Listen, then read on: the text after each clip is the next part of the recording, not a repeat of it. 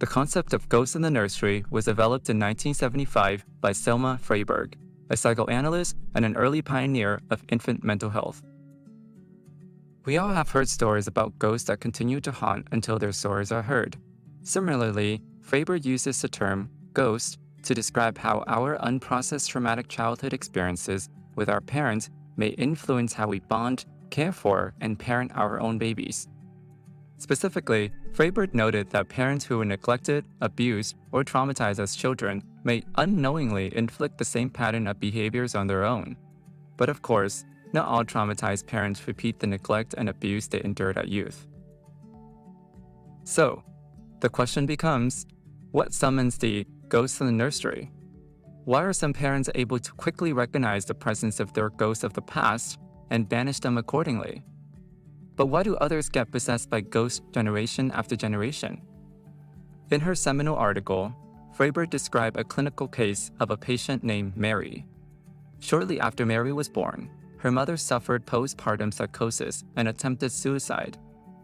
Mary's mom was placed in a psychiatric hospital for an extended period of time and was unable to care for Mary. Mary's dad was also in and out of jail. Mary experienced neglect when she was an infant, as she moved from one place to another to live with different relatives. When Mary became older and became a mom, she struggled to provide care for her baby. By the time Mary was referred to Fraiberg Mental Health Clinic, the baby was already showing signs of difficulty bonding with his mom.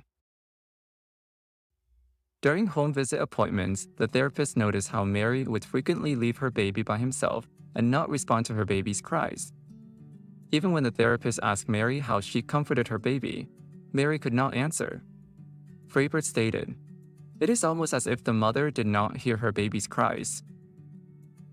In a way, maternal instincts that come easily to most mothers was a challenging exercise with Mary, and she inadvertently repeated a similar pattern of neglect she experienced as a child. So, what causes Mary to repeat her past with her current child? Fraiberg stated that parents recreate their past when they cannot remember or process the emotions associated with their trauma. In Mary's case, although she was able to remember some of the details of her neglect, she was unable to recall how scared and helpless she felt. In other words, we repeat the tragedy we cannot remember. Gradually in therapy, Mary was able to recall these intense negative emotions she felt as a child from neglect. In doing so, she began to see how her current parenting style may not adequately care for her baby. Only then did Mary start taking concrete steps to change her parenting style. Fraiberg stated succinctly, "Only when the mother's cries are heard will she hear her child's cries." In essence, Fraiberg made an essential implication that our experience in the early years lays the groundwork for how we love, bond, and care for our children. This statement is supported by developmental neuroscience. The human brain reaches 90% of its size within the first 4 years of life. During that crucial time, through our parents' care and attention, our brains begin to lay the foundation for a reward circuitry for relationships and love. In response to receiving love, we learn to appreciate the pleasure of giving love and caring for others. In other words, to give love, we need to know love first. Thus, our parenting instincts were crafted way before we became parents. This critical point of intergenerational transmission of love and trauma embedded in the article Ghosts in the Nursery becomes foundational in understanding infant mental health.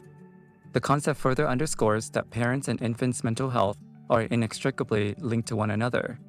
Therefore, if we wish to improve children's mental well-being, we must also understand parents' stories and struggles. Okay, that's good enough for now.